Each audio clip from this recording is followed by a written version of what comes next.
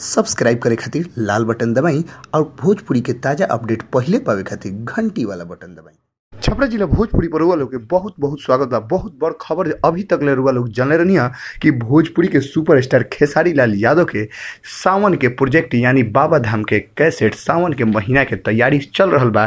तो एने भोजपुरी के सुपरस्टार पवन सिंह भी पीछे रह सकत रहन। जी हाँ, सही बात बा। उनको तैयारी के अब तैयारी हो चुकल बा। जी हाँ, लोग के बता दी कि भोजपुरी के पवन सिंह के सावन के यानी बाबा धाम के एल्बम बहुत जल्द रुआ लोग के बीच सुने के मिली।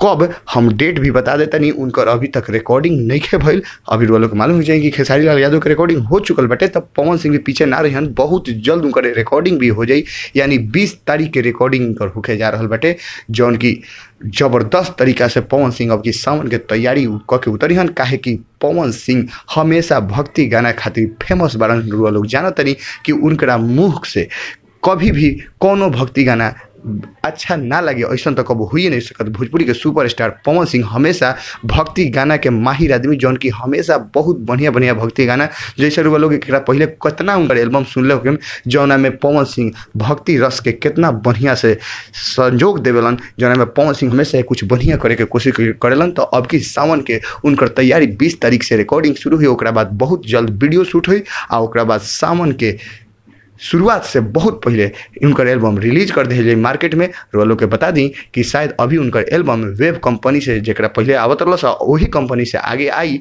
अब आगे के न्यूज़ हमने के रोलो के बीच ऐसा ही ले आवत रहा।